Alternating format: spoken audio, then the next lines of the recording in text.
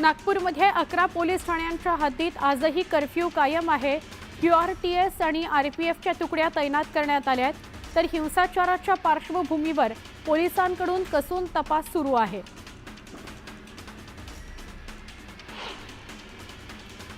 नागपुरातील चिटणीस पार्क परिसरातील धक्कादायक घटना समोर आली आहे। समाजकंटकांकडून महिला पोलीस कर्मचाऱ्यांच्या विनयभंगाचा प्रयत्न करण्यात आला।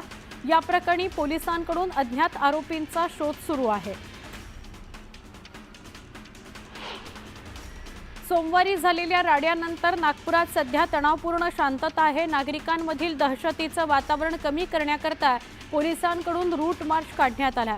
चिटणीस पार्क भागात पोलीस आयुक्त रवींद्र सिंघल यांच्या नेतृत्वात पोलिसांच्या पथकाकडून रूट मार्च काढण्यात आला। काल याच भागात राडा झाला होता।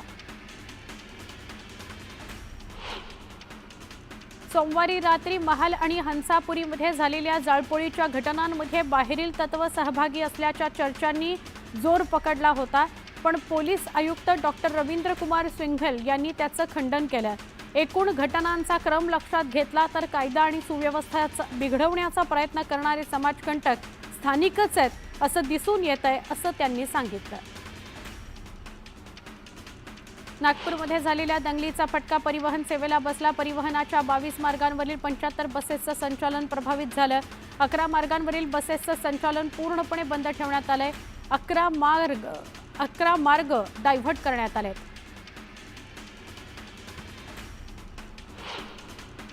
नागपूरच्या तणावानंतर राज्यात हाय अलर्ट घोषित करण्यात आलाय।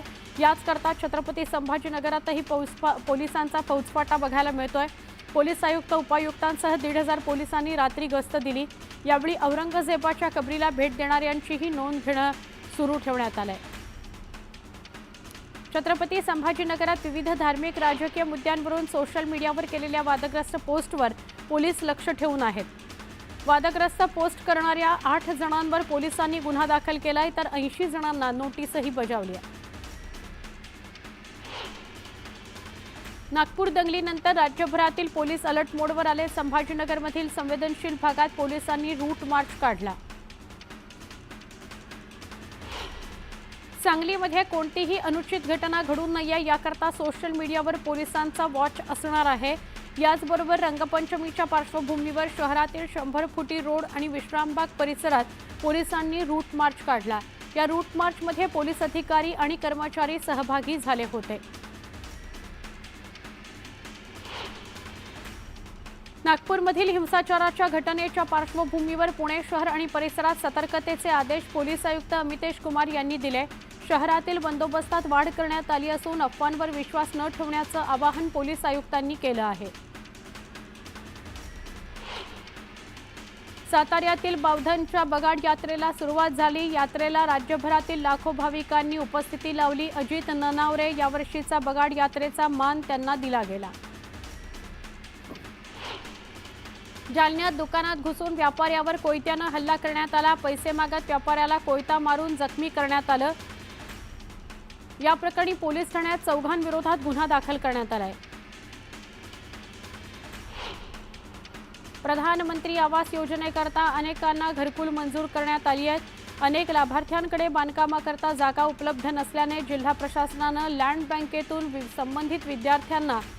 संबंधित लाभार्थ्यांना जागा उपलब्ध करून देण्यात येणार आहे, अशी माहिती जिल्हाधिकारी कुमार आशीर्वाद यांनी दिली।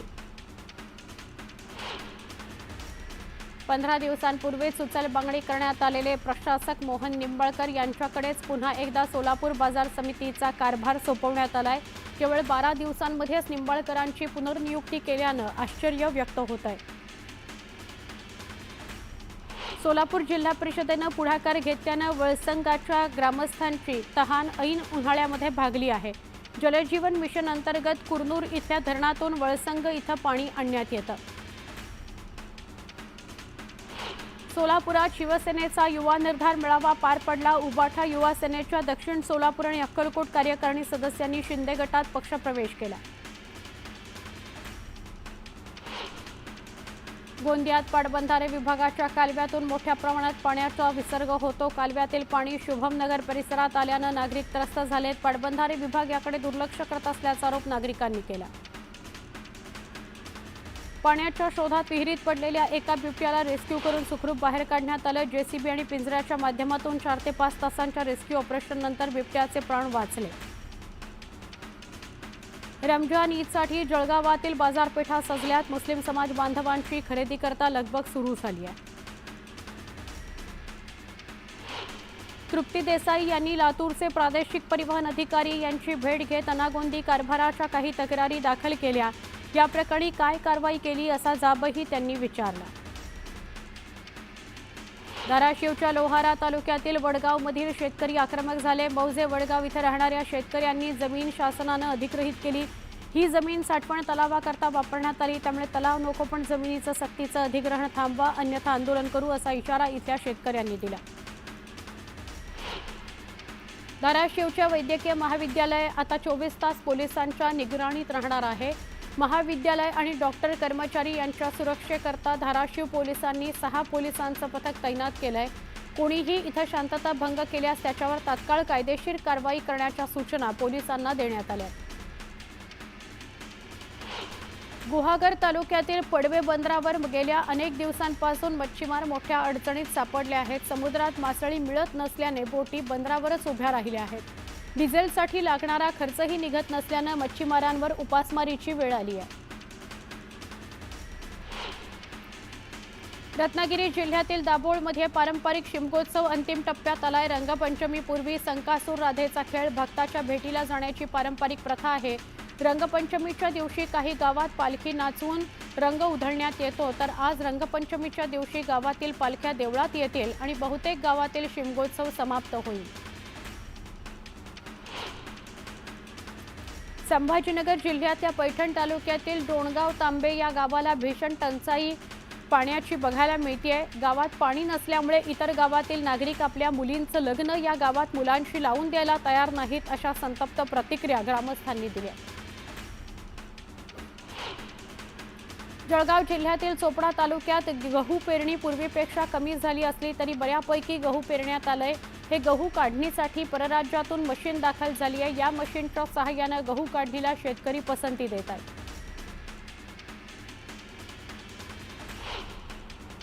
कोकणात झालेल्या निसर्ग चक्रीवादळाचा सर्वाधिक फटका नारळ सुपारी बागायती क्षेत्राला बसला होता। निसर्ग चक्रीवादळात मोठ्या प्रमाणात बागायती नष्ट झाल्या होत्या। सुपारीचं क्षेत्र कमालीचं घटलंय।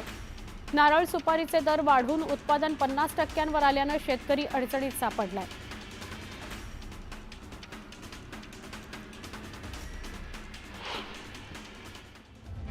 एक महत्त्वाची बातमी आहे। नागपूरमधून समस्त हिंदू समाजाकडून नागपूरच्या महाल परिसरात आंदोलन करण्यात येत आहे। नागपूरच्या हिंसाचाराच्या आंदोलनाचा माध्यमातून निषेध केला जातोय, म्हणजे हिंसाचाराचं आंदोलन करून निषेध केला जातोय। संचारबंदी सुरू असताना हिंदू संघटना एकत्र आल्यात आणि नारेबाजी करतायत। आरोपींवर कठोर कारवाईची हिंदू संघटनांची मागणी आहे। मुस्लिम समाजाच्या दुकानांमधून वस्तू खरेदी न करण्याची आता शपथ घेण्यात आलेली आहे। जाळपोळ आणि हिंसाचार प्रकरणाला विरोध करण्यासाठी आंदोलन करण्यात आलं। नागपुरामध्ये हिंदू संघटना एकत्र आलेल्या आहेत आणि त्यांनी आंदोलनाला सुरुवात केलेली आहे। कालच्या घटनेचा कडाडून विरोध करण्यात आला, निषेध करण्यात आला। महाल परिसरामध्येच महाल चौकामध्येच हे आंदोलन सुरू आहे, ज्या ठिकाणी जाळपोळीला सुरुवात झाली। हंसापुरी महालचा परिसर आणि त्याच्या आजूबाजूचा काही परिसर जो मारहाणीच्या दगडफेकीच्या भक्षस्थानी पडला, जाळपोळीच्या भक्षस्थानी पडला होता।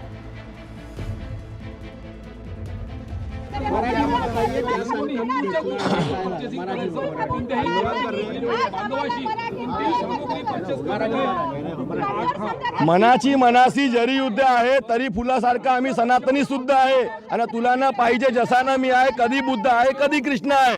हम कभी कृष्ण है कभी बुद्ध है, हम सबको लेके चलने की मानसिकता रखते हैं, लेकिन सदैव सबका पेट पालन पोषण करने वाला सनातन धर्म, उसके पीछे जो षड्यंत्र अन्य जिहादियों रच रहे हैं, ऐसे लोगों से हम सामान लेने का बहिष्कार करते हैं। ये आज संकल्प ले रहे हैं।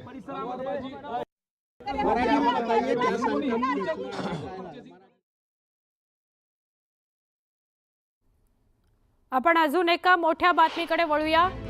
ही पुढची ब्रेकिंग आहे। खुलताबादमध्ये ड्रोन उडवण्यावर बंदी घालण्यात आलेली आहे।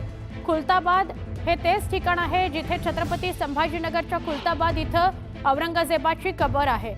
खुलताबादमध्ये ड्रोन उडवण्यावर बंदी घालण्यात आलेली आहे। औरंगजेब यांच्या कबर परिसरात बंदी घालण्यात आली आहे। सुरक्षेच्या कारणावरून जिल्हाधिकाऱ्यांचे ते आदेश आहेत। जिल्ह्यात कुठेही इंटरनेट बंदी नाहीये। जिल्हाधिकारी दिलीप स्वामी यांनी तसा खुलासा केला।